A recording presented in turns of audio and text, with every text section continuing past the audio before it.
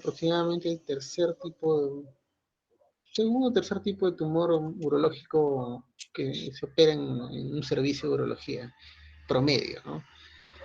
En general, aquí lo importante y la idea central es que cada vez y con mayor frecuencia se diagnostican de forma incidental un tumor renal.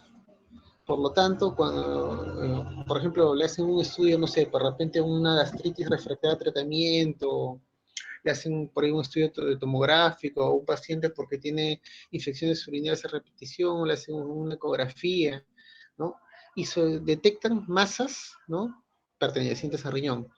O sea, antes de que hagan síntomas, ustedes seguro van a escribir que uno de los síntomas es la masa palpable, el dolor y la hematuria, como una triada clásica de un tumor cancerígeno, ¿no? De origen renal. Cuando ocurre esta triada, casi siempre el paciente está en un estadio avanzado, pero gracias a los estudios de imagen que se realizan con cierta frecuencia, se hacen diagnósticos de tumores de forma incidental y de forma precoz, ¿ya? Entonces, eso es lo importante, tumores aún no muy extendidos, no muy avanzados, cuyo tratamiento podría ser en muchos casos curativo, ¿ya? Entonces, esa es la idea principal bueno, que les quiero manifestar en este momento. Y vamos a ir puntualizando más cosas conforme vaya avanzando la exposición de sus compañeros. Muy bien, ¿quién va a ser el primero en presentar? Yo, doctor. ¿Cuál es tu apellido? Solís Autista Anaís. Solís, un ratito, Solís, ya. Muy bien, puedes comenzar. Bien, doctor, colegas, buenas tardes. En esta oportunidad vamos a hablar sobre tumores renales.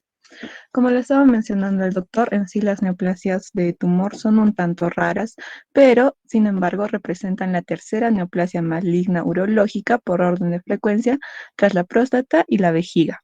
Es más frecuente en países desarrollados, es 2 veces más frecuente en varones y suele presentarse en las edades de 60 y 70 años. Los factores de riesgo que están asociados son el estilo de vida, el tabaquismo, la obesidad, la hipertensión, tener un pariente de primer grado con cáncer de riñón. Entre ellos, el tabaquismo es el más modificable y es considerado como la medida preventiva más importante para el carcinoma renal es abandonar el consumo de cigarrillos. En el proceso diagnóstico, como lo mencionaba el doctor, estos pacientes suelen presentarse asintomáticos hasta estadios muy avanzados. Es por eso que más del 50% de los carcinomas renales se detectan de manera incidental por ayuda de imágenes que están buscando, que sea cuando se piden imágenes, cuando se buscan síntomas inespecíficos u otras cosas. Las pruebas de imágenes que usualmente se utilizan inicialmente son la ecografía, la tomografía, siendo esta la prueba de referencia para exploración renal considerada como el gold estándar, la resonancia magnética, que suele utilizarse en pacientes cuando tienen una enfermedad local avanzada o cuando hay insuficiencia renal o cuando hay sospecha de afectación venosa. Sin embargo, el diagnóstico de certeza se establece en la mayoría de los casos mediante un estudio anatomopatológico. Entonces, más o menos el esquema diagnóstico inicial es ante la presencia de una masa evaluada por ecografía o tomografía, debemos diferenciar si es una masa quística o es una masa sólida. Si es una masa quística, debemos evaluar si es un quiste simple o un quiste atípico. Si es un quiste simple, pues no se hace nada más, termina el estudio en esa parte. Si es un quiste atípico, deberíamos evaluar hacer una resonancia magnética o una evaluación por cirugía. Si evaluamos por resonancia magnética, podemos decidir seguir evaluándolo por una cirugía o actuar de una manera más conservadora y tener un control a los 3 a 6 meses. Ahora, si la masa renal es sólida, podemos pensar que es una angiomiolipoma, que es un tumor benigno. Entonces, también actuamos de manera conservadora y controlamos de 3 a 6 meses después. Lo que también debemos de hacer es una biopsia para ver si es candidato o no a cirugía. Ahora, si la masa renal es sólida, es un trombo, debemos evaluarla con una resonancia magnética para luego evaluar si es indicado o no indicado una cirugía.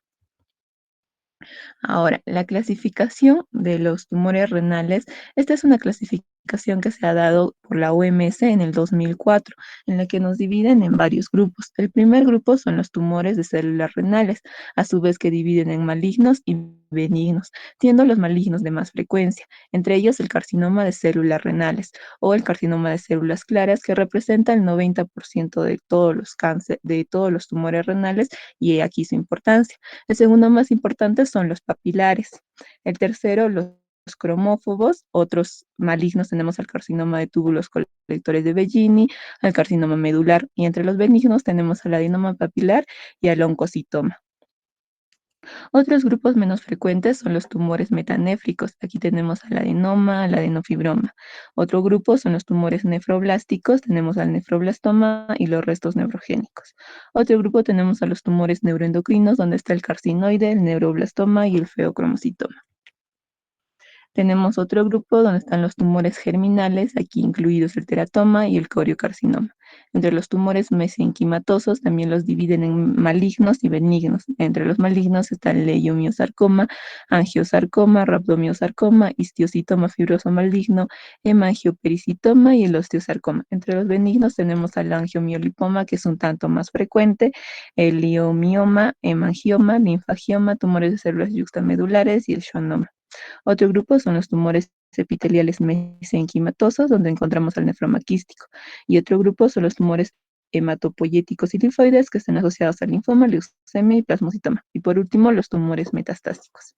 Ahora, la Sociedad Internacional de Patología Urológica en el 2012 ha incrementado 5 entidades consideradas como nuevos tumores. Entre ellos está el carcinoma tubuloquístico de células renales, el carcinoma renal asociado a enfermedad quística adquirida, el carcinoma de células claras tubulopapilares, el carcinoma renal por translocación de la familia MIT, el carcinoma renal asociado al síndrome de leiomiomatosis hereditaria. A su vez, ha incrementado 3 carcinomas raros que los ha considerado como nuevas entidades emergentes. Aquí el carcinoma renal, que simula un carcinoma folicular bien diferenciado de tiroides, el carcinoma renal asociado a deficiencia de succinato de sinogenasa beta, y el carcinoma renal con la translocación sinasa del linfoma anaplásico. Estos son mucho más raros. Ahora a continuación veremos algunos de ellos.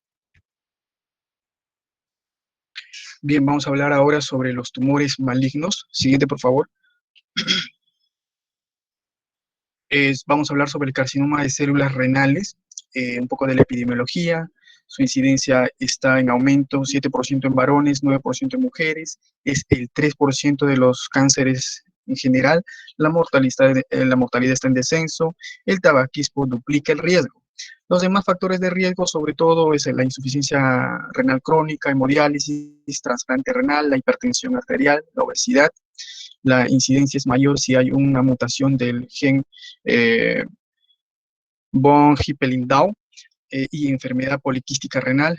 También existen formas familiares. Siguiente, por favor.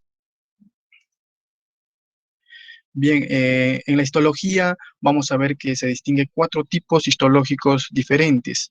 Uno es el carcinoma convencional de células claras, que supone un 80-90% de los carcinomas de células renales. Son células claras, eosinófilas o fusiformes, así se evidencian en una tinción con hematoxilina usina. Son células epiteliales de la parte proximal, bueno, se encuentran en la parte proximal del túbulo este tipo de carcinoma. El 98% está asociado a la deleción del cromosoma 3P o translocación no equilibrada tanto de los cromosomas 3,6, 3,8 y 3,11, ¿no? Y esto, a su vez, esta translocación desequilibrada va a dar un resultado que va a haber una pérdida de los locus del 12 al 26 del brazo corto pequeño de este cromosoma 3 que estábamos hablando, que es la área donde se codifica el gen von Hippel-Lindau, que este es un gen supresor de tumores, ¿no? Entonces, así se genera esto. Hay 3 tipos: carcinoma renal asociado a enfermedad de von Hippel-Lindau, carcinoma renal de células claras esporádica, carcinoma renal de células claras tipo familiar no asociada al gen von Hippel-Lindau. Siguiente, por favor. El segundo es el carcinoma tubulopapilar.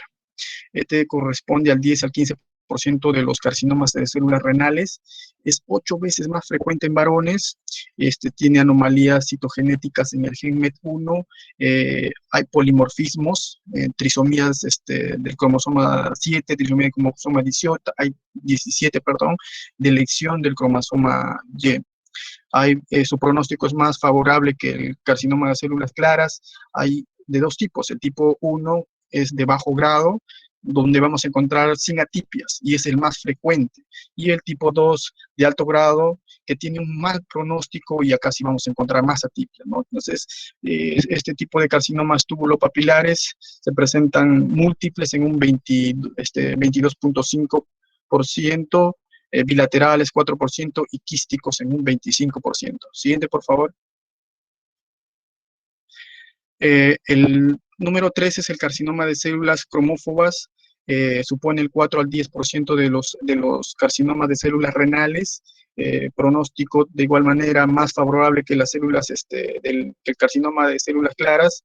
Acá hay pérdida de los cromosomas 1, 2, 6, 13, 21, también de elección de cromosoma y mutación del cromosoma P53. Estos son solitarios y se presentan mayormente en la sexta década de la vida y pueden ser clásicos o eosinofílicos. Y el número 4 es el carcinoma de túbulos colectores extrapapilares o de Bellini, que más adelante lo va a exponer mi compañera. Siguiente, por favor. La clínica, esto es importante, los síntomas se asocian al desarrollo local del tumor, a la de la metástasis o a la presencia excesiva o no regulada de sustancias producidas por el riñón de forma fisiológica o no, ¿no? En este último caso aparecen síndromes paraneoplásicos. En el 40% de los casos se descubre de forma, como estaba mencionando el doctor, fortuita en una prueba de imagen, puede ser ecografía o tomografía. La triada, que lo mencionó también, es el dolor lumbar, hematuria, masa palpable. Pero acá importante es que esta triada se va a evidenciar en un 10% de los pacientes. Y cuando ya se evidencia es cuando ya está en un estadio muy avanzado. También es posible observar adelgazamiento, febrícula, diaforesis, ¿no? Nocturna, aparición de varicoceles, ¿no? Siguiente, por favor. Entre los síntomas paraneoplásicos que estaba mencionando se observan, según su orden de frecuencia, la anemia inflamatoria normo con aumento de los reactantes de fase aguda, como son la BCG, el PCR, hay hipertensión secundaria, ¿no?, al tumor que puede estar obstruyendo o formando sustancias como catecolaminas, hipercalemia, hipertermia, poliglobulia y síndrome de Stauffer, aumento de la fosfatasa alcalina, bilirrubina indirecta, descenso de la conjugación de la protombina. También va a haber síntesis tumoral de sustancias variadas como glucagón, la PTH, las hormonas gonadotropinas o el factor de crecimiento del tipo insulina. Todos estos síndromes pueden experimentar una regresión tras nefrectomía. Quitamos esto, hacemos la nefrectomía y pues desaparecen estos síndromes. Pero si hay persistencia o reaparición, indica una recidiva de la enfermedad, ¿no? La metástasis en el 10 y 40% pueden afectar más frecuentemente, como ya sabemos, pulmón, hígado, hueso y cerebro. Siguiente, por favor. El diagnóstico radiológico, ya lo mencionaba mi compañera, la ecografía con una sensibilidad del 91%, una especificidad de 96%, sigue siendo una herramienta preferida hasta el momento, de elección para distinguir los tumores líquidos quísticos de los tumores sólidos tisulares, ¿no? Para ver formación puramente líquida, formación sólida, formación mixta, líquida o sólida, ¿no?, en este caso. Siguiente, por favor. La ecografía.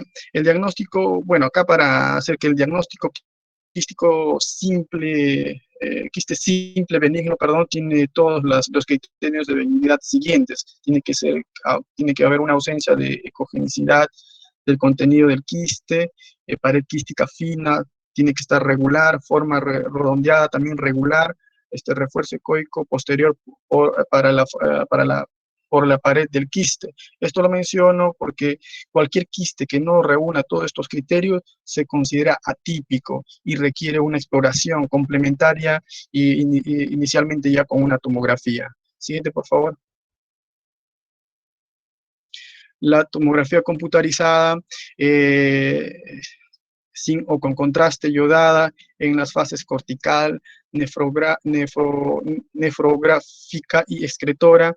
Se debe diferenciar una masa sólida o mixta cuyo tratamiento es quirúrgico, ¿no? Y esto se va a diferenciar de una formación puramente líquida que siempre es benigna. Es la mejor herramienta la tomografía para el estudio de extensión y preoperatorio de los tumores renales. Las únicas limitaciones son el embarazo, la insuficiencia renal, esto porque se tiene que inyectar medios de contraste, ¿no? La alergia y el mieloma secretor. El diagnóstico de quiste se basa en la clasificación de Bosnia. Siguiente, por favor. Bien, ¿qué nos dice Bosnia sobre las masas quísticas? En el tipo lo divide en 4. El tipo 1 nos dice que es una densidad hídrica, no hay captación de contraste, límites regulares sin pared visibles, y este es un quiste simple, no necesita seguimiento. El tipo 2 están tabicados, finos, de 1 a 2 tabiques, calcificaciones finas, límites regulares sin pared visibles. Es un quiste reorganizado y de acá ya necesita una vigilancia periódica. El tipo 3, tabiques numerosos y gruesos, pared gruesa uniforme, irregularidades parietales discretas, calcificaciones gruesas o irregulares, realce de la pared o de los tabiques, y este es un quiste reorganizado, quiste multilocular, tumor quístico, esto es un cáncer o nefroma quístico, ¿no? Y esto necesita ya resección quirúrgica.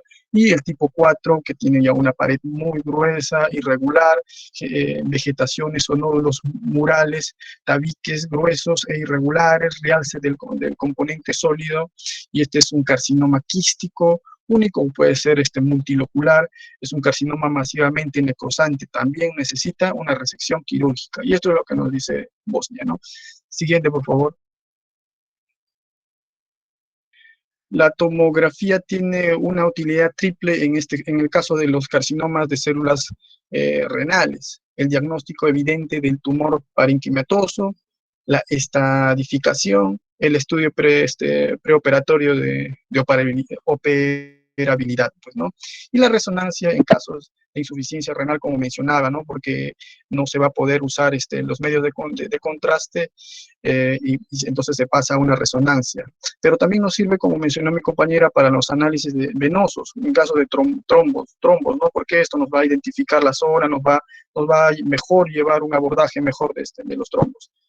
Siguiente, por favor. Estos son urotomografías, como ejemplos, ¿no? Acá vemos en la figura 3 un riñón derecho con un quiste voluminoso de carácter unitario. En la figura número 4, una urotomografía también con un tumor voluminoso de riñón derecho en la fase de nefrograma, masa heterogénea con zona de necrosis, ahí como se puede evidenciar. Siguiente, por favor. Este es otro, en la figura número 5, también otra urotomografía computarizada. Esta es una reconstrucción coronal del tumor de riñón derecho que deforma la zona central del riñón, ¿no? Ahí, como podemos ver, al medio hay una masa heterogénea con zonas de necrosis. Y más abajito, como se puede ver, está asociado un quiste en el polo inferior, ¿no? Un quiste grande. En la figura número 6, una urotomografía computarizada que se ve lesión de densidad tisular a la derecha, que se realza poco tras la inyección de contraste en el riñón derecho. Acá podemos ver que la lesión tiene alrededor de 30 milímetros de tamaño con infiltración de la grasa perirenal. Y esto es un carcinoma de células renales túbulo papilar, ¿no? Siguiente, por favor. La biopsia. La biopsia las indicaciones de biopsias guiadas se incrementan. ¿Para qué? Para reducir el número de exéresis inútiles que se puede hacer. Se distinguen dos situaciones. En la primera, las indicaciones electivas, en las masas con sospecha de metástasis descubiertas en pacientes con cáncer pulmonar o linfoma, en los cánceres de estadio 4, para el estudio histológico preterapéutico, y si hay numerosas enfermedades concomitantes.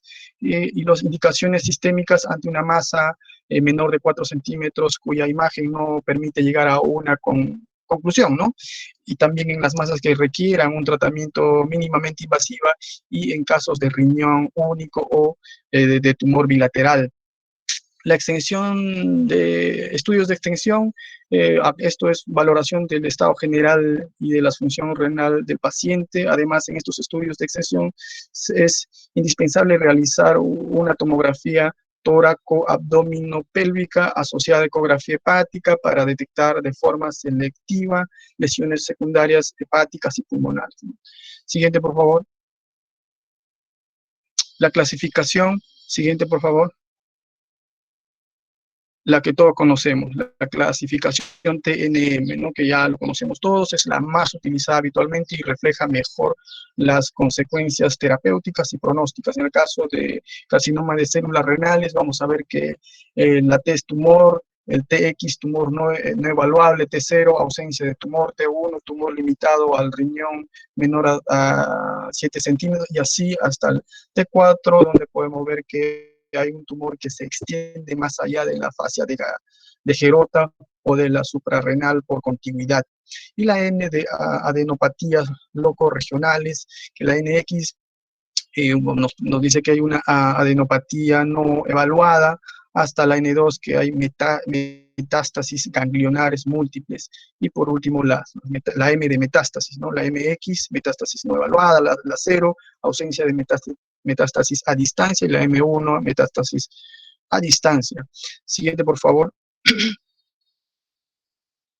Y los factores pronósticos pueden clasificarse en 3 grupos: factores anatómicos, factores histológicos y factores clínicos. Entre los anatómicos, vamos a ver que estos factores pronósticos, tumores mayores a 10 centímetros, va a haber un pronóstico muy malo. Si hay también trombo tumoral, invasión capilar, invasiones suprarrenal, si la extensión locorregional más allá de la fascia de Garota es de muy pronóstico, y la invasión ganglionar también es muy mal pronóstico, de igual manera la metástasis.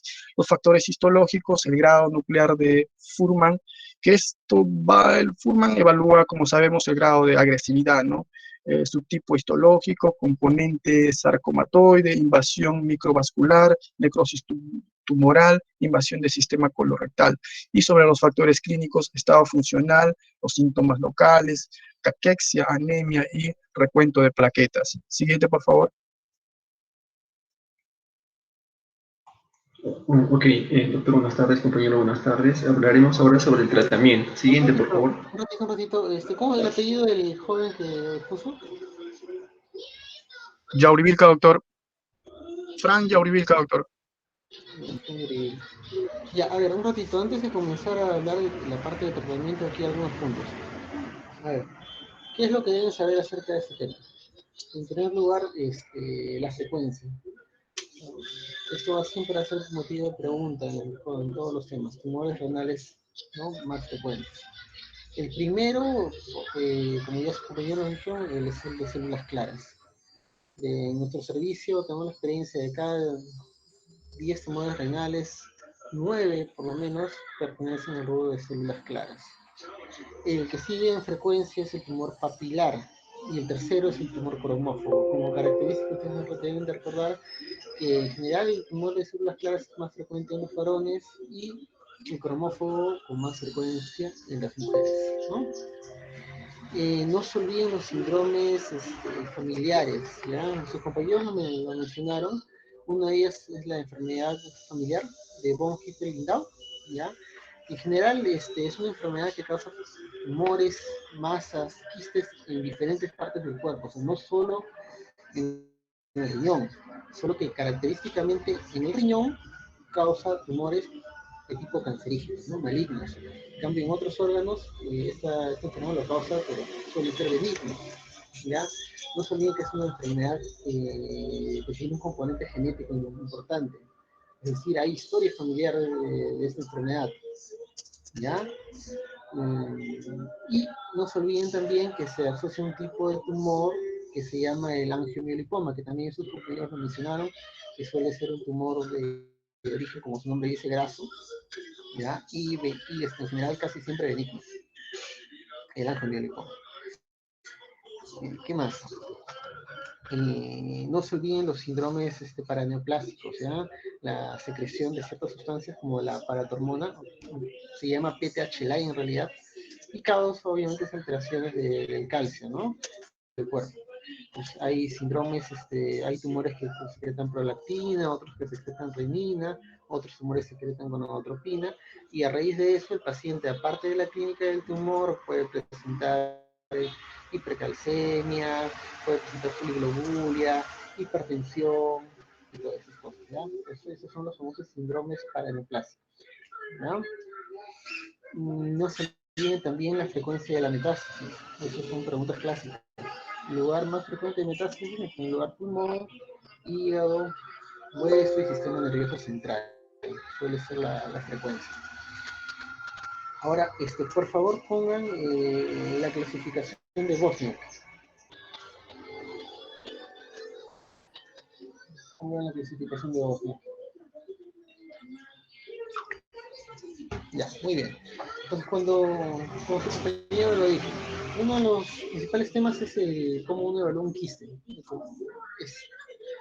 Con mucha frecuencia nos llegan a la consulta pacientes que por otros motivos se le diagnostica de forma incidental un quiste en el riñón. Un quiste o varios quistes y vienen obviamente preocupados, ¿no? Entonces aquí lo que tienen que recordar es la clasificación de Bosniak. Si es un quiste simple, ya casi siempre le van a ir con un estudio ecográfico, no se olviden porque les va a ocurrir en su práctica clínica. Si en la ecografía ustedes ven un quiste simple, por ecografía, ustedes pueden seguir haciendo la observación, no hay ningún problema. Pero si en la ecografía hay sospecha de alguna alteración que el quiste no es simple, es decir, tiene tabiques, o de repente es irregular, o se asocia a otra lesión en el parénquima renal, es decir, hay sospechas de malignidad, ustedes están obligados a pedir el estudio de imagen, que es el gold estándar, que es la tomografía con contraste, ¿ya? No se olviden, con contraste, ¿ya? Entonces lo que ustedes quieren aquí analizar es las características de este quiste. Entonces aquí su compañero ha descrito, tienen que ver si hay captación de contraste, si la pared es gruesa, es pared delgada, o hay tabiques, ¿no?, dentro del quiste, si hay presencia o no de calcificaciones. Todo lo que le he descrito son signos de malignidad. Y ustedes van a ver que el Bosniak, conforme aparecen más de estas características, el Bosniak va avanzando, ¿no? Entonces el Bosniak va del 1 al 4 y el 2 tiene un 2F, que no lo han puesto acá. Ya. Para que traten de recordar, yo siempre a los alumnos les hago este ejemplo, se compara con una naranja, ¿ya? Pues la naranja viene a ser, por así decirlo, toda la pared. Han visto que la naranja tiene como pelitas, ¿no?, que van hacia el centro, esos serían los tabiques, y las pepitas son las calcificaciones, para que pues, se acuerden. Entonces, el Bosniak va a ir avanzando conforme van apareciendo estas características. El tipo 1 va a ser el quiste simple, pared delgado y que no tenga contraste, que no medita nada, ningún tipo de seguimiento, ninguna actitud por parte de nosotros los médicos. Entonces, en el tipo 2 empiezan a aparecer los tabiques, son tabiques más finos, en los 2F, tabiques finos con calcificaciones, acá lo han puesto juntos. En el 3, los tabiques son más numerosos, suelen ser más gruesos, la pared suele ser más gruesa, las calcificaciones también son mayores, de mayor tamaño, y, perdón, en el 3. Y en el 4, igual, la pared ¿no?, es más gruesa. Acá lo han colocado como vegetaciones, sí, puede aparecer en vegetaciones, tabiques gruesos, ya. Lo que yo quiero que ustedes recuerden de esto, cuáles son las características de la malignidad, ¿ya? Calcificaciones, paredes gruesas, tabiques gruesos y captación de contraste. Recuerden que el 1 es observación, el 2 es seguimiento y el 3 hacia adelante es tratamiento quirúrgico, ¿no? Eso es importante, no se deben olvidar. Ya, y por último les quería comentar, hay un tema, un principio en cáncer renal. Igual, cáncer renal diagnosticado casi siempre es un cáncer renal operado. ¿Por qué?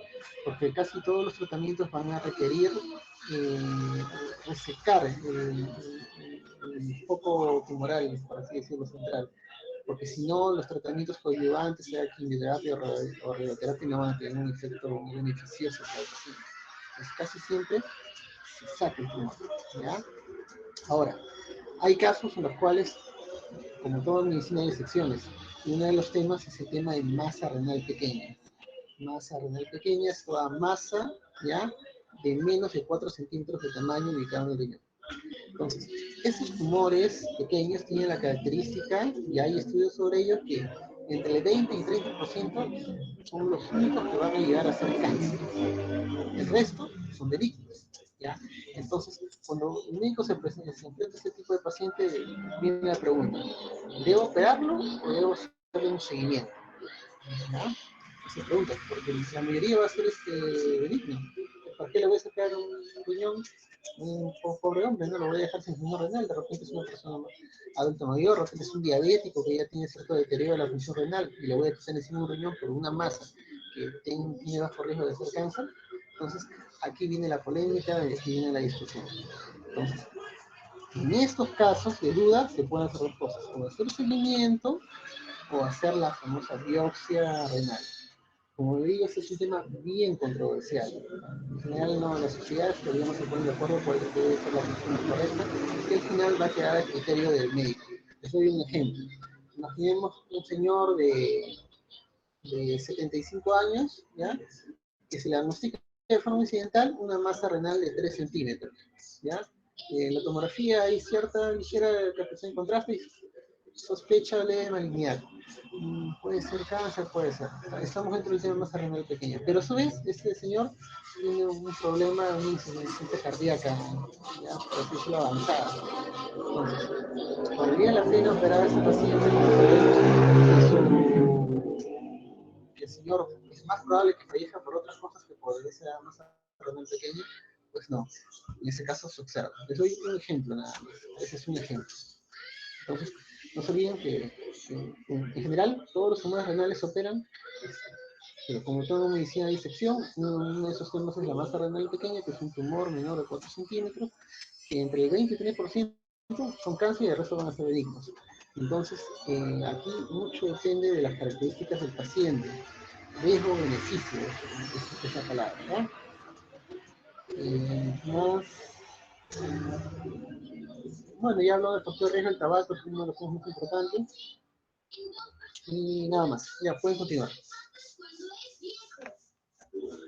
Ok, tratamiento, por favor. Ya, bien. Ahora hablaremos sobre el tratamiento del cáncer renal localizado, ¿no? Comenzamos con la nefrectomía total ampliada, la cual se va a basar en la exéresis de todo el tumor, llegando hacia el tejido sano, ¿no? Y esta intervención va a englobar la célula renal hasta los límites de la fase de Gerot y su contenido, ¿no? Que incluye el riñón, las glándulas suprarrenales, los ganglios linfáticos y el pedículo renal. Ahora, también van a existir vías de acceso para el tratamiento quirúrgico. La primera vía es la vía transperitoneal, ¿no? Que es anterior y esta va a permitir ligar las arterias, las venas, sin manipular el riñón y el tumor. También tenemos nosotros que es la lumbotomía, que es a través de la 11ª costilla.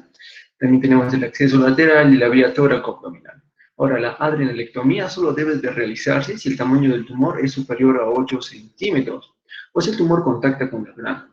La nefrectomía total ampliada ha mostrado una supervivencia a los 5 años en los estadios de Bosniak 1 del 95%, en los estadios T2, T3A, T3B de un 60 a un 80% y en los estadios T3C, T4 de un 0 a un 35%.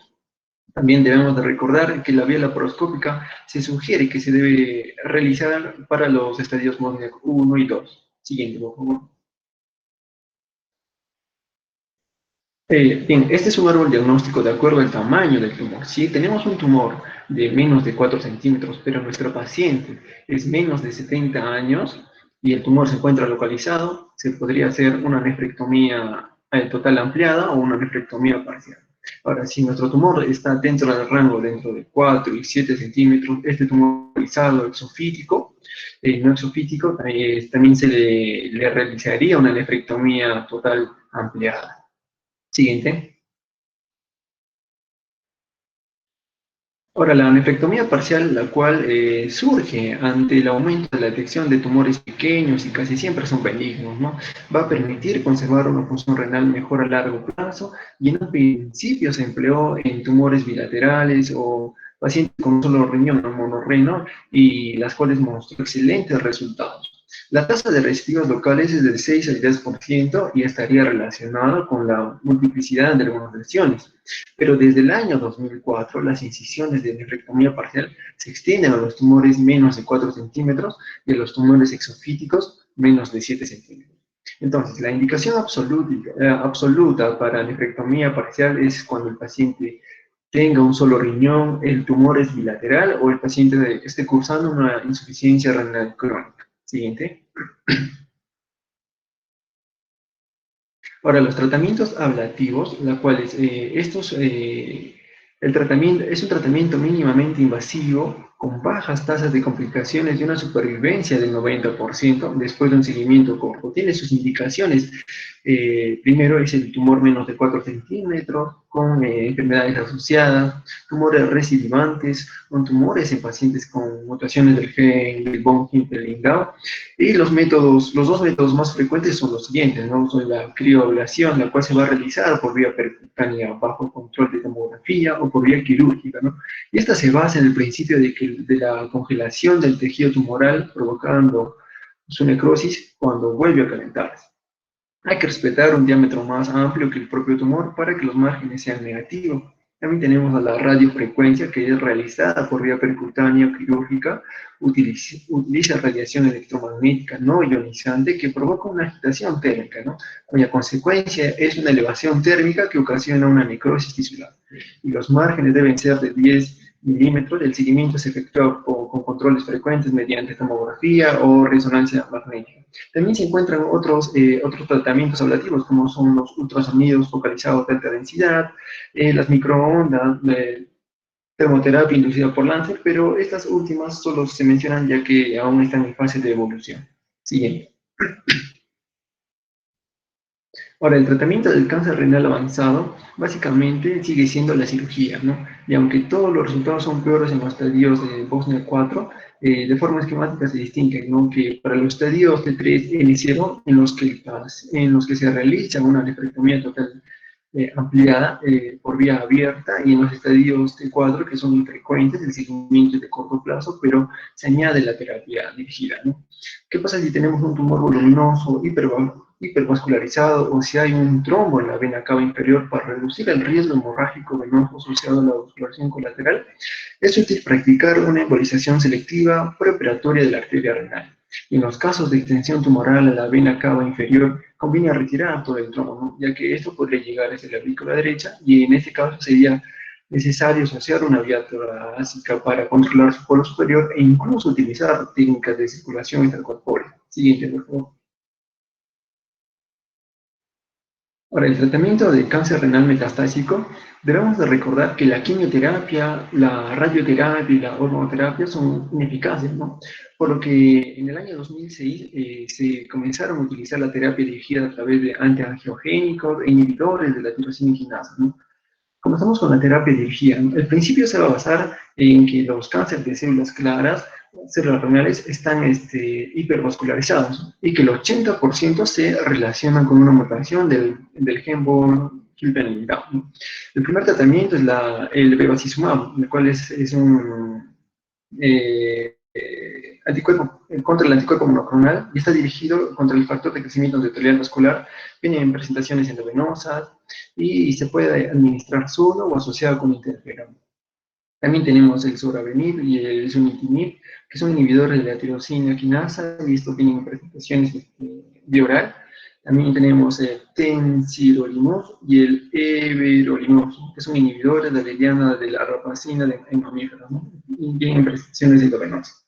Entonces, el tratamiento de primera línea para carcinomas de células claras se va a dividir de acuerdo a su pronóstico. Si el paciente tiene un buen pronóstico o un pronóstico intermedio, se le va a seguir el tratamiento de bevacizumab más interferón. Si tiene un mal pronóstico, a través del medicamento de temsirolimus, ¿no? Y el tratamiento de segunda línea va a depender si es terapia antiangiogénico a través del axitinib o tratamiento con citoquinas, ¿no? Como el sorabenib, ¿no? Siguiente. Ahora, también existe la nefrectomía paliativa, ¿no? Y estas pueden estar justificadas en algunas indicaciones limitadas en los pacientes con metástasis, ¿no? Básicamente en casos graves, en los cuales los pacientes presentan síntomas graves, ¿no? Como por ejemplo los síndromes hemorrágicos, dolor mal controlado, los síndromes paraneoplásticos o compresión de las vísceras vecinas, ¿no? Siempre y cuando el estado general del paciente lo permita. Y en caso de metástasis únicas o limitadas, son extirpables, ¿no? También en función del estado general se han descrito casos excepcionales de regresión espontánea de los focos metastásicos tras la nefrectomía, aunque esto no justifica la indicación quirúrgica. Siguiente, por favor. Bien, ahora con el seguimiento, básicamente va a depender del riesgo que está nuestro paciente. Si nuestro paciente tiene un riesgo bajo, el seguimiento va a ser cada 12 meses, ¿no? Y se le va a pedir exámenes de control, como son controles biológicos, radiológicos y una exploración física. Pero si es de riesgo intermedio, tiene que ser cada 6 meses. Y la tomografía computarizada abdominal cada 2 años. Si es de riesgo elevado, sería cada 6 meses. La tomografía de pulmón y abdomen, de igual manera, cada 6 meses. Siguiente. Este es un árbol diagnóstico creado por la Universidad de California de Los Ángeles, la cual básicamente es para estratificar si nuestro paciente está en bajo riesgo, riesgo intermedio o alto riesgo. Basado en la escala de Bosnia, con T1 y el ECOG, ¿no? Que es una escala oncológica, y también el grado de Furman, nuestro paciente va a tener bajo riesgo, ¿no? Si es un Bosnia T2, T3, un grado de Furman 1 o 4, nuestro paciente tiene un riesgo intermedio. Y si tiene un Bosnia 3 avanzado o 4, de alto riesgo nuestro paciente, ¿no? Siguiente, por favor. Buenas tardes, doctor y compañeros. Continuaré con el tema otros tumores renales malignos. Un ratito, el apellido del alumno que expuso, ¿cuál es? Nostroza, doctor. Nostroza estará ahí. Ya. A ver, un ratito. Antes de que continúen, igual unos comentarios. Y regresa, por favor, atrás al inicio. Ya, factor de pronóstico sigue. A ver, en primer lugar, ¿qué es el tratamiento quirúrgico? Por esencia es la nefrectomía radical. La nefrectomía radical, el concepto es sacas riñón con su grasa perirenal hasta la cápsula de Gerota, más glándula suprarrenal. En general, esa es la definición. Y el otro término es la nefrectomía parcial. A ver, sigue, por favor. Sigue. Ya, como su nombre lo dice, nefrectomía parcial, sacas un pedazo nada más, así de simple. ¿Ya? En general, según esto, bueno, según lo que su compañero dice, y justo está dentro del tema de tumor renal pequeño, ¿no? Claro, los tumores renales pequeños, en caso se desee un tratamiento quirúrgico, la indicación sería una nefrectomía parcial. ¿Para qué voy a sacar el riñón si tengo un tumor probablemente cancerígeno, pero muy localizado? ¿Para qué le voy a sacar todo el riñón si puedo conservar por lo menos la mitad o más de la mitad de ese riñón, es decir, de la función renal? ¿Ya? Entonces, para que ustedes tengan un conocimiento, lo que se hace en este tratamiento es, como le dice su nombre, sacar un pedazo, ahí como se ve en la imagen, lo sacan como una cuña, ¿ya? Pero recordemos que el riñón es un órgano bien vascularizado, tiene una arteria renal de gran calibre que tiene uno de los vasos más, por así, de mayor diámetro y que maneja mayor presión a nivel del cuerpo. Entonces, uno no puede ir y simplemente cortarle un pedazo del riñón. Inmediatamente el paciente se desangra. Pues para ello, lo que uno tiene que hacer es generar una isquemia. Entonces, en una nefrectomía parcial, el cirujano clampa con unas pinzas especiales, son pinzas vasculares. Ya este estudio, su nombre se llama pinza Sapinsky, para que sepan. Otra se llama Bulldog. Pero el objetivo de estas pinzas vasculares es comprimir, ¿no?, la arteria y la vena renal. Entonces, cuando uno comprime eso, para el flujo, obviamente, puede cortar el tejido con bajo riesgo de sangrado. El detalle es el siguiente, que cuando uno clampa estos grandes vasos, obviamente el riñón entra en isquemia. Entonces, el cirujano está contra el reloj. Tiene de 10 a 15 minutos, ¿ya?, para sacar ese pedazo de riñón que contiene el tumor, y a su vez suturar el riñón restante. Porque si pasa más de esos de 10 o de 15 minutos, empieza a disminuir la función renal por isquemia y es una pérdida irreversible. ¿Ya? Entonces, eso es lo que tienen que tener en consideración. Bueno, ese es en caso se decía hacer un tratamiento quirúrgico, pero aquí también está la observación, como mencioné. Esa es otra opción que también está descrita en tumores pequeños, ¿no? ¿Qué más? Ya saben que la biopsia es una opción también, un tratamiento es la ablación por radiofrecuencia. Y lo importante aquí, en nefrectomía parcial, son los márgenes libres, ¿ya? Es decir, cuando uno saca este tumor, lo envía con el patólogo, se lo evalúa y tiene que haber márgenes libres de cáncer, que deben ser mayores de 1 centímetro.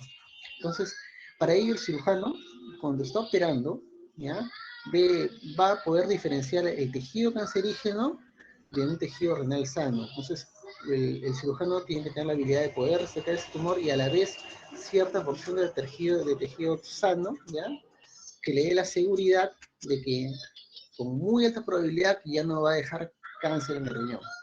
Entonces saca el tumor, saca con un poco de tejido sano y lo envía a patología. Si dentro de ese tejido sano no hay evidencia de tumor, ¿ya?, y tiene más de 1 centímetro de margen libre, pues probablemente ese paciente haya tenido una cirugía curativa mediante nefrectomía parcial y a su vez se ha conservado la función renal del riñón restante. ¿Ya? Eso es lo importante en nefrectomía parcial. Obviamente en nefrectomía radical, ahí ya, pues ya no importa, uno saca el riñón con toda su grasa, ¿no?, con toda su cápsula de Gerota y la glándula suprarrenal.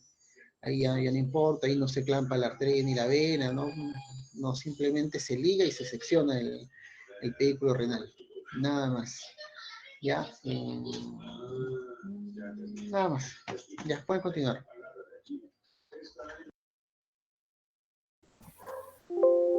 Bien, continuamos con otros tumores renales malignos que quizás se presentan en menor frecuencia, pero igual es importante conocerlos. Tenemos a los sarcomas. Estos van a representar del 1 al 3% de los tumores sólidos renales y va a aumentar en frecuencia a medida que aumenta la edad. Se va a desarrollar en los tejidos blandos del riñón, en esa capa delgada de tejido conectivo que rodea el riñón, que se llama cápsula, o también en la grasa circundante. Su clínica suele tratarse generalmente de una masa voluminosa en el flanco y está asociada en ocasiones a los síntomas clásicos del cáncer, como le mencionó mi compañero anteriormente, el dolor y la hematuria. Para el diagnóstico, el aspecto de la tomografía computarizada de esta masa, a menudo voluminosa, va a ser poco específico. Sin embargo, si lo asociamos a una ausencia de endopatías, puede ser sugestiva de este tipo de cáncer.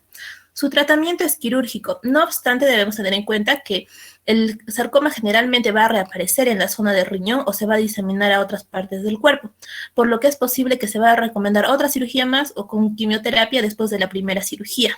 Siguiente.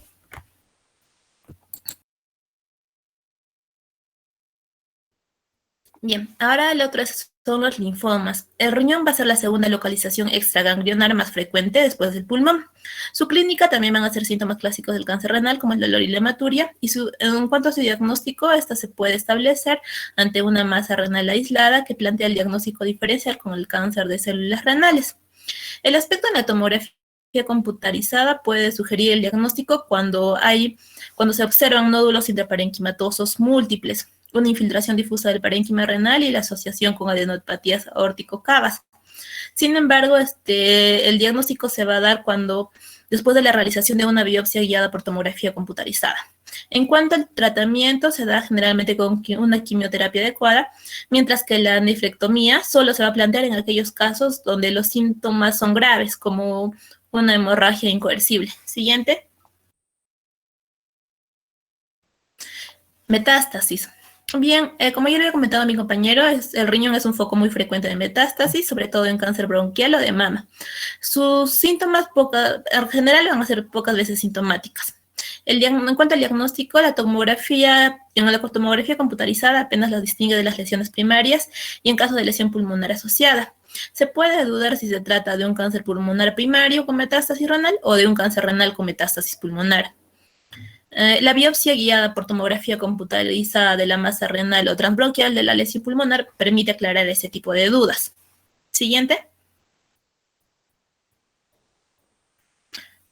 Otro tumor interesante de conocer es el nefroblastoma o tumor de Wilms, que es un derivado del blastema renal embrionario y es de hecho el tumor renal maligno más frecuente en niños y ocupa el 5º lugar en frecuencia entre los tumores malignos de la infancia, después de las leucemias, linfomas, tumores cerebrales y neuroblastomas. El 90% de los casos se va a producir antes de los 6 años de edad y va a ser inusual en los primeros 6 meses de vida. Pero también va a tener una presentación esporádica en el caso de los adultos. En la mayoría de los casos, el tumor se va a detectar hacia el tercer año de la vida. Este tipo de tumores está asociado a otros síndromes, como es el síndrome de Dennis-Drash, que va a cursar con pseudohermafroditismo masculino, insuficiencia renal de inicio precoz por esclerosis mesangial y un riesgo elevado de tumor de Wilms. Otro también el síndrome de Wark. Este es un acrónimo porque está conformado por las iniciales de las 4 enfermedades que va a abarcar, como es el tumor de Wilms, la aniridia, las malformaciones genitourinarias y el retraso mental. Siguiente. Sus síntomas. Sus síntomas van a ser que la presencia de una masa visible y palpable en el abdomen o en el flanco. Frecuentemente es la madre la que va a palpar al bañar al niño. También anorexia, astenia, vómitos, hinchazón abdominal, hematuria macroscópica, dolor abdominal, fiebre e hipertensión. En cuanto al diagnóstico, se debe sospechar ante cualquier niño pequeño que se le palpe una masa abdominal. Una hematuria macroscópica en un 25% de los casos va a sugerir un posible tumor renal. La tomografía computarizada es uno de los estudios que se prefiere. Generalmente se prefiere sin contraste. Ya que el tumor de Wilms típico va a presentarse en forma de masas no homogéneas con zonas de baja densidad que indican necrosis. Para el diagnóstico también va a ser necesario tomar una radiografía de tórax, ya que suele asociarse con metástasis pulmonar. Bien, en cuanto al diagnóstico diferencial, el primer diagnóstico diferencial que debemos plantear es el neuroblastoma. Una vez que se descarte podemos establecer otros tipos de diagnósticos con quistes renales, con hidronefrosis, con carcinoma de células renales, con linfoma, sarcoma o nefroma mesoblástico. En cuanto a las metástasis, el lugar más común hacia donde se puede propagar la enfermedad son los ganglios linfáticos, los pulmones, como lo mencioné, el hígado, el riñón contralateral, el cerebro o huesos, y aproximadamente el 5% de los niños con tumor de Wilms van a tener los pulmones afectados. Siguiente, por favor. Para su tratamiento debemos tener en cuenta que este va a ir en función del estadio, de la edad, el estado general e historial médico, la tolerancia a determinados fármacos y sus expectativas para la evolución de la enfermedad. El tratamiento puede incluir cirugía, biopsia del tumor, quimioterapia, radiación. Pueden ir solos o en combinación. La cirugía se plantea para extirpar en forma parcial o total el riñón afectado y cualquier estructura afectada. El tratamiento urgente de los tumores unilaterales va a ser la extirpación del riñón afectado, y ello incluso en el caso de que ya existan metástasis pulmonares. Durante la intervención debe explorarse el riñón contralateral y el hígado, así como los ganglios retroperitoneales y la vena renal. La biopsia del tumor se plantea si el tumor no se puede extirpar porque es demasiado grande o afecta ya estructuras circundantes. Se va a necesitar también una biopsia para el diagnóstico y la determinación de la etapa de la enfermedad. La quimioterapia se plantea para reducir lo que queda del tumor o para tratar metástasis o la recurrencia de la enfermedad. Y en cuanto a la radiación, también es para reducir lo que queda del tumor o para tratar también las metástasis o la recurrencia de la enfermedad. Siguiente, por favor. Otro tumor importante de conocer sería el carcinoma canalicular de Bellini, que es en sí un carcinoma de los conductos colectores. Este es un tipo muy raro de cáncer renal que se manifiesta a menudo en un estadio avanzado de la enfermedad. Y de hecho, en un tercio se expresaría con la presencia de metástasis al diagnóstico y su pronóstico va a ser muy malo. Sus síntomas son dolor abdominal y hematuria. El diagnóstico se va a realizar como los otros con biopsia y el tratamiento en base a quimioterápicos similares a lo de los tumores infiltrantes de células transicionales. El tratamiento va a ser la nefrectomía radical ampliada, pero solo se consigue la remisión completa en aquellos pacientes que presentan enfermedad localizada al momento del diagnóstico. Siguiente. Por último, el carcinoma de médula renal. Esta es una neoplasia maligna devastadora que va a afectar principalmente a los varones jóvenes con un rasgo de drepanocítico. Es muy raro, ya que va a suponer en torno al 2% de todos los tumores renales primarios en personas jóvenes que van entre los 10 y 20 años de edad. Sus síntomas son los más comunes, como la hematuria, el dolor abdominal del costado, pérdida de peso y fiebre. El diagnóstico con tomografía computarizada en el 95% de los casos se va a observar enfermedad metastásica en el momento de la presentación. Y en cuanto al tratamiento, se dice que no existen directrices claras acerca de su manejo porque hay una escasa evidencia sobre este tipo de entidades. Siguiente. Doctor, buenas tardes. Compañeros, buenas tardes. Vamos a continuar con la exposición y ahora vamos a hablar sobre los tumores renales benignos. Siguiente, por favor.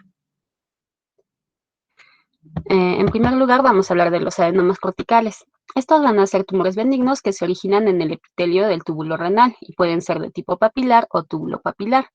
Estos tumores son los más frecuentes del adulto, aunque son indistinguibles clínicamente del adenocarcinoma y se van a presentar como un tumor único o un tumor subcapsular. Va a tener dos características que son la falta de criterios exactos para la diferenciación histopatológica del carcinoma papilar de células renales y que hay una falta de consenso sobre si se trata de una lesión precancerosa. El factor de riesgo en este caso van a ser los pacientes sometidos a diálisis, ya que ellos desarrollan con frecuencia adenomas renales y por lo tanto deben ser sometidos a seguimiento. Si los tumores incrementan su tamaño aproximadamente 0.5 centímetros al año o se complican con hematuria, deben ser sometidos a cirugía de exéresis. Siguiente, por favor. El tamaño del adenoma. Anteriormente se afirmaba que los tumores de menos de 3 centímetros podían ser aceptados como adenomas debido al bajo riesgo de metástasis. A partir de la segunda mitad de los años 80, los tumores menores de 1 centímetro y de grado nuclear 1 se definieron como adenoma. En 1998 el criterio se redujo a 5 centímetros, pero también hay otros enfoques que sugieren que las lesiones con un diámetro de 5 a 20 deben notificarse como un tumor epitelial papilar de bajo potencial de malignidad. Por tanto, el tamaño del adenoma no es válido en la actualidad como un criterio para el diagnóstico diferencial. Diagnóstico por imágenes. En este caso, los hallazgos no son específicos para el adenoma, ya que puede que la masa sea vascular, hipovascular o hipervascular, y las características generalmente van a ser similares al carcinoma de células renales. Como podemos observar en la imagen, es una ecografía de corte longitudinal del riñón, donde se observa que es cistoecoica con el parénquima de bordes definidos y que desbordan el contorno renal. Siguiente, por favor. La histopatología se va a basar en células basofílicas y con patrones arquitecturales papilares o tubulares y tienen las características de tinción comunes con el carcinoma de células renales papilar. En la imagen observamos el cambio adenomatoso en la primera imagen en un solo túbulo con una lesión hiperplásica y en la segunda imagen un adenoma papilar renal.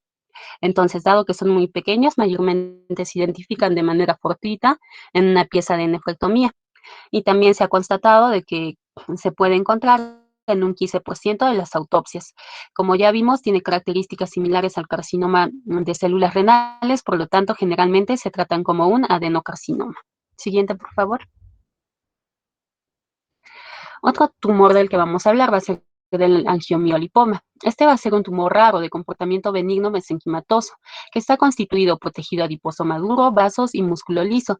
Entonces, su composición es similar al amartoma. Representa del 1 al 3% de los tumores sólidos renales. En la imagen observamos la macroscopía del tumor, que es amarillento, no capsulado, pero bien delimitado. El 50% de estos casos se va a asociar a esclerosis tuberosa de Bourneville. En este caso va a ser asintomático, múltiple, bilateral y pequeño, o sea, menor de 4 centímetros. En este caso se va a descubrir de forma casual en una ecografía solicitada por cualquier otro motivo o en el marco del seguimiento en los pacientes con esclerosis tuberosa.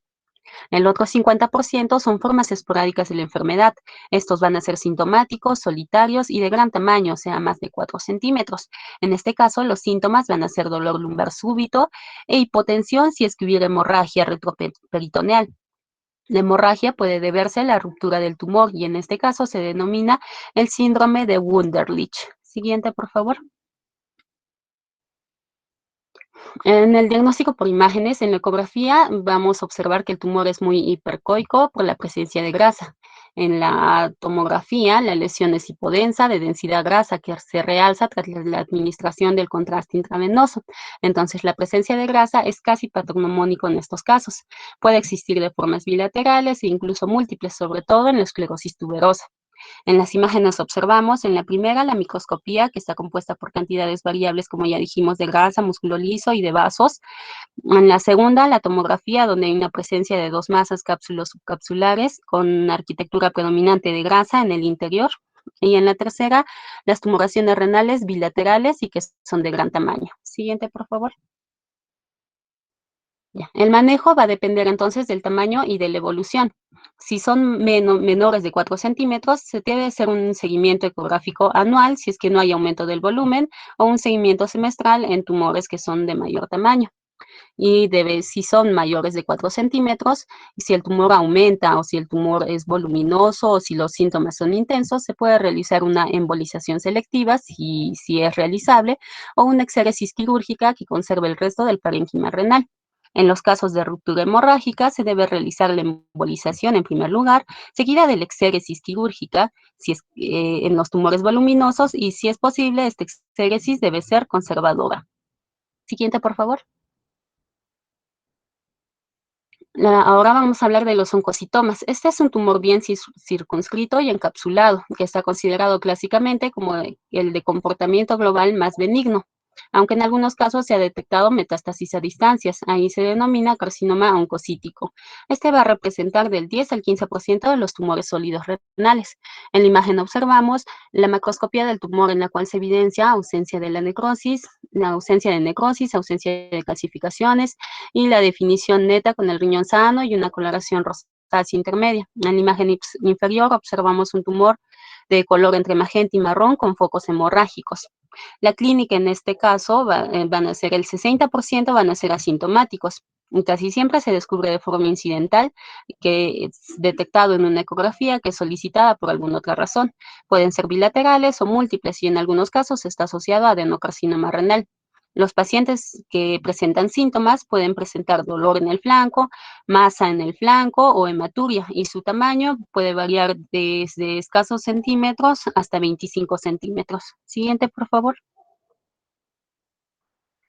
En el diagnóstico por imágenes, en la tomografía vamos a observar que es un tumor encapsulado con la zona central estrellada dentro de una lesión sólida. Hay un realce de la área cicatricial por tejido fibroso vascularizado, hay un realce homogéneo de la masa y ausencia de calcificaciones. A este patrón se le denomina en rueda de carro, y los contornos se pueden presentar lisos o levemente lobulados. En la imagen observamos la lesión ovalada, delimitada y con todas las características que ya les mencioné. En el ultrasonido renal podemos observar una lesión redonda, delimitada, heterogénea a nivel cortical del riñón derecho, que se puede observar en la flecha amarilla, con una zona central hipoecogénica que se observa en la flecha blanca, y con un reforzamiento intenso que es periférico al Doppler color, que se observa en las puntas de la flecha blanca. Siguiente, por favor.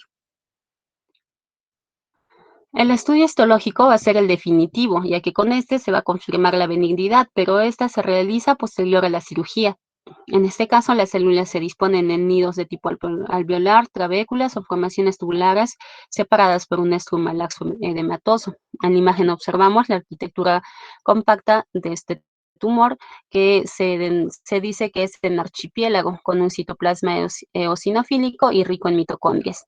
El manejo, entonces, por lo general es quirúrgico con una nefrectomía radical. ya que es difícil la diferenciación con el adenocarcinoma. Si la lesión es bilateral, en ese caso se puede realizar un tratamiento conservador para no afectar el funcionamiento renal. Y también se puede plantear un tratamiento conservador en caso de que el tumor sea menor de 4 centímetros o con biopsias preoperatorias. Siguiente, por favor. Y por último, vamos a hablar del nefroma mesoblástico o amartoma fetal, también es llamado amartoma mesenquimal o tumor de Bolande. Este predomina discretamente en los varones y representa el 3% de los tumores renales en la infancia. De forma típica aparece en el riñón del recién nacido y en los lactantes de hasta 1 año. Es un tumor raro, pero en este grupo etario es el más común. Por lo tanto, debe sospecharse en todos los pacientes de menos de 3 meses de edad que tengan tumoración renal. En la forma clásica tiene buen pronóstico, su tasa de curación es mayor del 90% y es considerado de bajo riesgo. La masa abdominal puede presentar masa abdominal palpable y hematuria en algunos casos. En la actualidad, el diagnóstico del nefroma suele ser prenatal mediante la ecografía obstétrica y también puede estar asociado a polidramios, hidrops, parto prematuro o incremento de la renina. Como observamos en el ultrasonido, se puede observar una masa ecogénica grande, característicamente que involucra el seno renal, que es homogénea o heterogénea por presencia de áreas de necrosis o de hemorragia, y es frecuente la invasión local del tejido perirrenal. En la imagen observamos una ecografía obstétrica con Doppler color en la cual se observa el riñón derecho con masa vascularizada en el polo inferior. El tratamiento en este caso va a ser una nefrectomía radical completa y se debe asegurar que los márgenes estén libres del tumor, y en este caso la recidiva local y las metástasis son raras. También se puede indicar quimioterapia en los lactantes con diagnóstico del tipo atípico, ya que el de tipo atípico tiene un componente sarcomatoso. Y siguiente, eso sería todo, doctor. Gracias.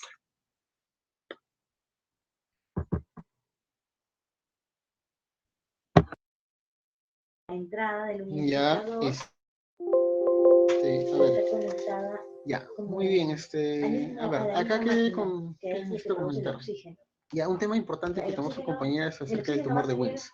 en las El vísceras tumor de 3, Wilms es un ahí tema dice que lo vemos en los servicios de urología pediátrica, ¿no? oxígeno, Deben de saber ustedes como médicos generales, porque quizás se necesitan referir, que urología pediátrica en sí está en tres, como servicio está constituido en 3 hospitales del Perú. Uno es el Instituto de Niño de Breña, otro es el Instituto de Niño de San Borja, y el otro está en Salud, en el Hospital Rebagliati, como servicio propiamente dicho. Dentro de ellos, el servicio que más ve estos temas es el más antiguo, ya que por así decirlo es el cuyos médicos han formado los médicos de fotoservicios, es obviamente el Instituto de Niño de Breña, ¿ya? De Breña. Ya, eso es para que sepan en general. Cuando en un momento necesiten referir un tema urológico, ¿no? Yo les sugiero referir al Instituto de Niño de Breña, ¿no? Y bueno, regresando al tema. En general, cuando el tumor de Wills está dentro del tema de masa abdominal en pediatría. Cuando uno examina un niño, puede ser un lactante, no un infante, y palpa una masa abdominal, por frecuencia hay 2 opciones. Y si estamos de cáncer, ojo, si estamos hablando de cáncer, ya por frecuencia, uno es el famoso neuroblastoma y en segundo lugar el tumor de Wills. ¿Ya? Eso puede ser pregunta. Si hablamos así en masa general, aquí lo que entra en primer lugar entra la hidronefrosis, por si acaso. Pero si estamos hablando de cáncer, primero neuroblastoma, segundo tumor de Wills. ¿Ya? Ahora, el tumor de Wills tiene una característica muy peculiar, o sea, no solo porque ocurre se presenta más en la edad pediátrica, sino que a diferencia de los tumores renales que hemos visto del adulto, ellos como son en general se dice quimioresistentes, radioresistentes, es la palabra, ¿no? Este tumor es muy quimiosensible, tal es así que uno puede dar un tratamiento a base de quimioterapia para controlar el tumor, o incluso uno puede dar quimioterapia para reducir el tamaño tumoral y posteriormente hacerle la nefrectomía, ¿ya? porque en la experiencia descrita como servicio, ¿no? Cuando hemos operado este tipo de tumores, cuando estos tumores son muy grandes, el riesgo de complicación intraoperatoria es muy alto, porque obviamente estamos en un tejido hipervascularizado, el riesgo de sangrado es muy frecuente, incluso han tenido experiencia de mortandad intraoperatoria, ¿ya? Obviamente eso ya no ocurre y actualmente se prefiere preparar primero mediante quimioterapia, varios ciclos de quimioterapia, bajar el tamaño tumoral y después operar, ¿ya? Entonces, eso es lo importante en el tumor de Wilms, que son quimiosensibles, no se olviden ello. ¿Y qué más? Ya, la esclerosis tuberosa, ¿no? La esclerosis tuberosa es bien conocida, ¿no? Es una enfermedad neurocutánea, seguro lo han visto en medicina interna, las manchas café con leche, ¿no? Y en la cara dan los fibromas. Bueno, como su nombre dice, esclerosis tuberosa da tuberosidades, afecta en general, puede dar lesiones en diferentes partes del cuerpo. A nivel renal, da el famoso angiomielipoma, ¿ya? Eso sí, no se olviden esclerosis tuberosa. Entonces ya tenemos dos, la enfermedad de von Hippel-Lindau, que se asocia a angiomielipoma, y la esclerosis tuberosa, que también se asocia a angiomielipoma. Igual, la esclerosis tuberosa también tiene un componente genético y hereditario, ¿ya? Entonces no se olviden de ello. No, creo que es suficiente respecto a ese tema. Eso era lo más importante. Ya, vamos a dar, son 7:20, 10 minutos. En 10 minutos comenzamos con el segundo grupo, ¿no? ¿Cuál es el apellido de la última expositora?